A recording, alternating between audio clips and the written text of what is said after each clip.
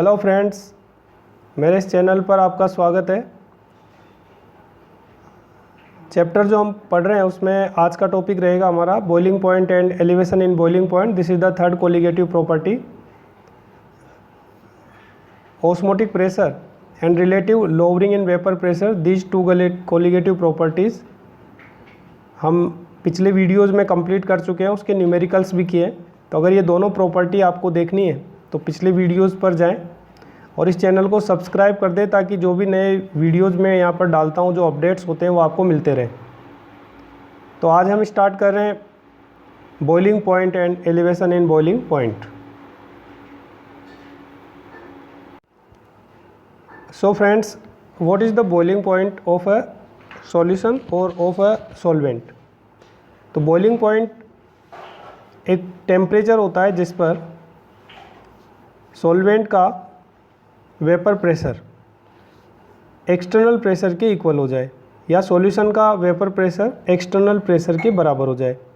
जैसे हमारे एटमॉस्फेयर का एक्सटर्नल प्रेशर है 760 mm ऑफ Hg, तो जिस टेम्परेचर पर सॉल्वेंट का या सॉल्यूशन का vapour pressure 760 mm of Hg हो जाए, this temperature is called boiling point of that liquid. अब अगर हम ये बोले कि सॉल्यूशन का बॉइलिंग पॉइंट ज़्यादा होता है एज़ कम्पेयर टू सॉल्वेंट, तो उसका कारण क्या होता है? तो देखें, जैसे हम बात करें कि हमारे पास में एक कंटेनर में प्योर सॉल्वेंट है और जो सेकंड कंटेनर है उसके अंदर हमने नॉन वोलेटाइल सॉल्यूट से बने हुए सॉल्यूशन को लिया हुआ है। अब दोनों की बात करें तो दोनों में से किसका वेपर प्रेशर ज़्यादा होगा? जैसे टेम्परेचर को हमने कांस्टेंट रखा हुआ है और इसके अंदर प्योर वाटर है, इसके अंदर यूरिया का एक्वस सॉल्यूशन है, this is the solution, this is the pure solvent. और सेम टेम्परेचर पर इसका जो वेपर प्रेशर है वो पी नोड होगा, इसका वेपर प्रेशर पी एस होगा और हमें पता है कि पी नोड ज़्यादा होगा और पी एस कम होगा। ठीक है, अब हम बॉइलिंग पॉइंट को समझते हैं कि बॉइलिंग पॉइंट किसका ज़्यादा होगा और क्यों होगा। जैसे अगर हम बात करें कि हमारे पास सेम है दोनों सॉल्यूशन एंड सॉल्वेंट, एक हमारे पास में जो है सॉल्वेंट था जिसका अभी टी टेम्परेचर पर जो वेपर प्रेशर था वो था पी नोट, दूसरा हमारे पास में सॉल्यूशन है जिसका टी टेम्परेचर पर वेपर प्रेशर है पी एस, और ये हमारा एक्सटर्नल प्रेशर है, this is the external pressure और इसकी वैल्यू है 760 mm ऑफ Hg। ये वैल्यू अभी कम है क्योंकि जो टेम्परेचर T है वो दोनों के बॉइलिंग पॉइंट से कम है। अब हमें इसका बॉइलिंग पॉइंट यहाँ तक लेके जाना है और इसका भी इतना ही करना है, क्योंकि जिस टेम्परेचर पर इनके बॉइलिंग पॉइंट एक्सटर्नल प्रेशर के इक्वल होंगे वो जिस टेम्परेचर पर इनके वेपर प्रेशर एक्सटर्नल प्रेशर के इक्वल होंगे that temperature is boiling point. तो जैसे यहाँ पर हम मान लेते हैं कि इसका बॉइलिंग पॉइंट TB नोड है और इसका बॉइलिंग पॉइंट TBS है, तो दोनों में से किसकी वैल्यू ज़्यादा होगी? TBS ज़्यादा होगा या TB नोड ज़्यादा होगा? तो यहाँ पर हम देख सकते हैं कि जो P नोड है उसकी वैल्यू ज़्यादा है और PS की वैल्यू कम है, तो इसे इस लेवल तक लेके जाना है और इसको भी लेके जाना है। तो ज़्यादा हीट किस में चाहिए? More heat, yes. जो सॉल्वेंट है उसमें कम चाहिए और सॉल्यूशन है उसको ज़्यादा गर्म करने की ज़रूरत होगी, यानी जो सॉल्यूशन है उसको सॉल्वेंट के कंपैरिजन में ज़्यादा टेम्परेचर तक गर्म करेंगे, तब जाकर दोनों की वेपर प्रेशर बराबर होंगे। इसका मतलब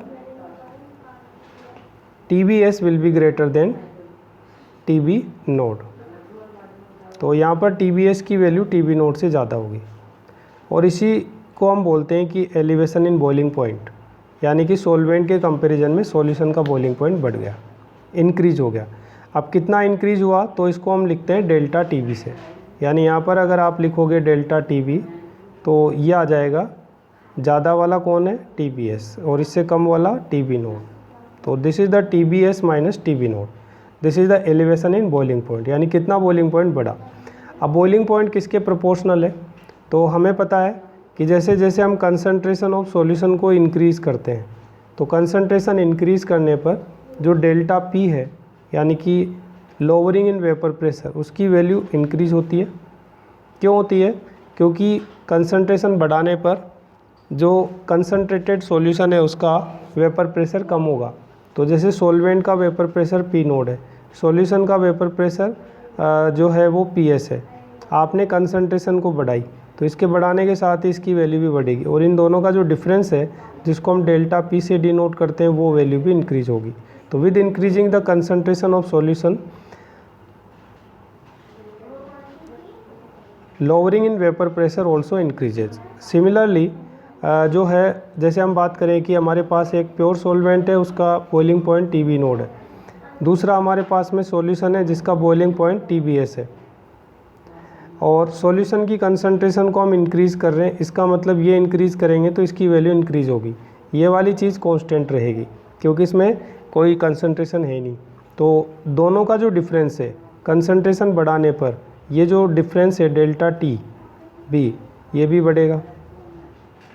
तो यहाँ पर हम ये कंक्लूज़न निकाल पाते हैं कि अगर हम सॉल्यूशन की कंसंट्रेशन को बढ़ाते हैं तो डेल्टा पी की वैल्यू भी इंक्रीज़ होती है और डेल्टा टी बी की वैल्यू भी इंक्रीज़ होती है।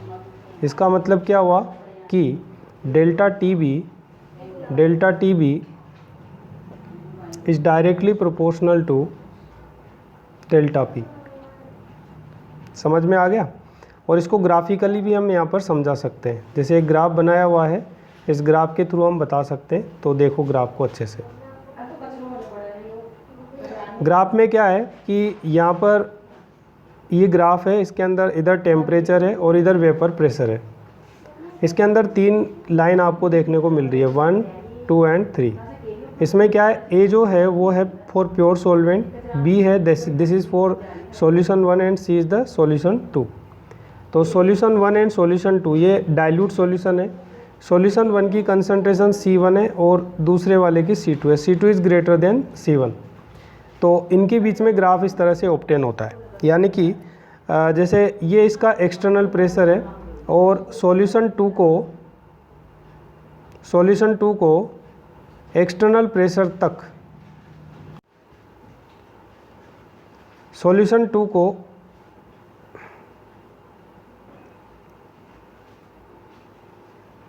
एक्सटर्नल प्रेशर के इक्वल उसका वेपर प्रेशर करने के लिए जो है सबसे ज़्यादा टेम्परेचर की ज़रूरत होगी।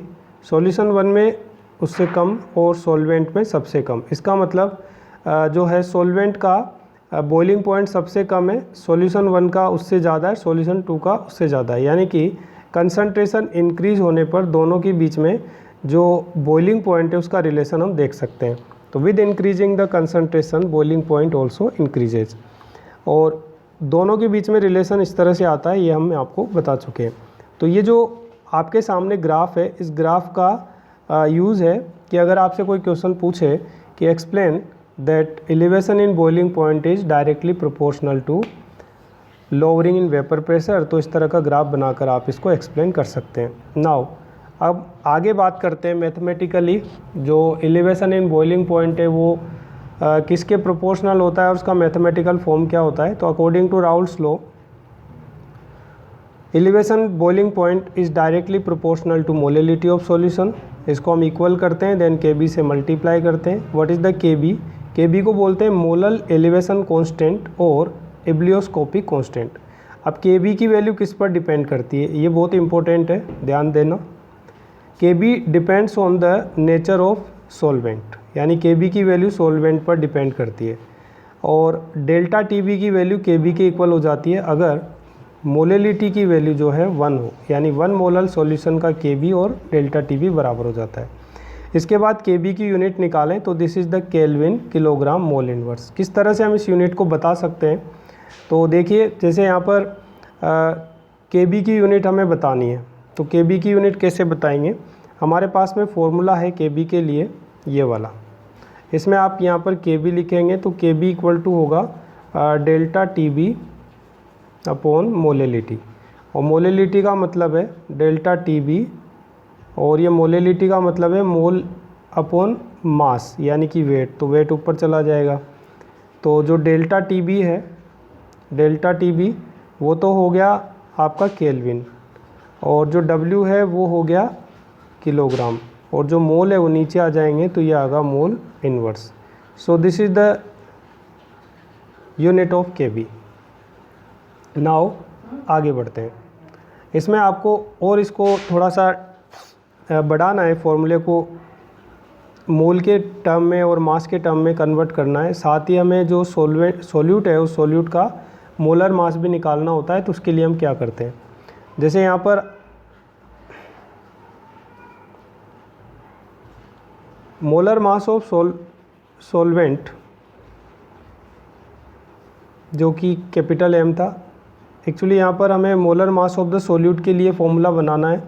तो अगर हम बात करें कि मोलर मास ऑफ सोल्यूट हम कैसे निकाल सकते हैं, how we can determine the molar mass of solute, तो हमारा फॉर्मूला है delta TB equal to KB into molality. Molality को हम इस तरह से लिख सकते हैं, इसमें जो N है that is the number of moles of solute, और इनको हम इस तरह से लिख सकते हैं। तो यहाँ पर जो M है this is the molar mass of solute, और इस फॉर्मूले से हम मोलर मास ऑफ सोल्यूट की वैल्यू निकाल सकते हैं। अब और इम्पोर्टेंट पॉइंट है जो कि बहुत ही इम्पोर्टेंट है, वो क्या है कि अगर मान लीजिए सॉल्यूशन में जो सोल्यूट है उसका एसोसिएशन हो जाए या फिर डिसोसिएशन हो जाए, तो जो I है उसकी वैल्यू 1 नहीं रहती, यानी I naught will be equal to 1। तो हमें अगर एक्सपेरिमेंटल वैल्यू निकालनी है या एग्जैक्ट एक्यूरेट वैल्यू निकालनी है डेल्टा TB की, तो हमें I को यूज़ करना होता है, यानी delta TB will be equal to I into molality into KB। तो I into molality into KB, और इसी को अगर हम नंबर ऑफ मोल्स या मास के टर्म में कन्वर्ट करें तो इस तरह से लिख सकते हैं। तो this formula will be use to calculate the हाँ, यानी इसका अपन यूज़ करते हैं न्यूमेरिकल सोल्व करने के लिए। तो ये ज़्यादा बेटर है, एक्सपेरिमेंटल वैल्यू इसी से आती है, इससे करेक्ट आंसर भी निकलता है। तो जब भी आप एलिवेशन इन बॉइलिंग पॉइंट के लिए क्वेश्चन करेंगे तो आपको डेल्टा TB का ये फॉर्मूला यूज़ करना है जिसमें I आ जाए। अब थर्मोडायनेमिक्स के अकॉर्डिंग आपको KB की वैल्यू निकालनी है, तो ये होता है MR/TB note square upon 1000 delta H vaporisation, या फिर डेल्टा H वेपोराइजेशन को लेटेंट हीट में कन्वर्ट कर दे तो ये वाला फॉर्मूला है। इसमें यहाँ पर जो लेटेंट हीट है वो इस तरह से हम निकाल सकते हैं, enthalpy of vaporisation divided by molar mass of the solvent. तो हमने बात की है कि जो KB है उसकी वैल्यू किस पर डिपेंड करती है, yes it depends on the nature of solvent, only solvent. तो यहाँ पर जो M है this is the molar mass of solvent, delta H vaporisation this is heat of vaporisation of solvent पर मोल, और this is the boiling point of the solvent, and vaporisation की latent heat होती है पर ग्राम में। दोनों को हम डिफाइन करते हैं, समझते हैं कि what is the delta H and what is delta H and what is latent heat.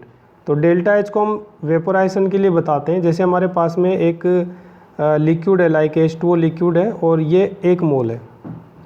1 mole H2O को हमें 1 मोल H2O को कम्प्लीटली गैस में कन्वर्ट करना है, किस टेम्परेचर पर, तो इसका जो बॉइलिंग पॉइंट है उस टेम्परेचर पर, जो कि कांस्टेंट होगा वाटर के लिए 100 डिग्री। तो 100 डिग्री टेम्परेचर पर H2O लिक्विड के 1 मोल को कम्प्लीटली गैस में कन्वर्ट करने के लिए जो हीट रिक्वायर्ड होती है that heat is called enthalpy of vaporization, यानी delta H vaporization will be equal to Q। तो this process will be endothermic, not endothermic.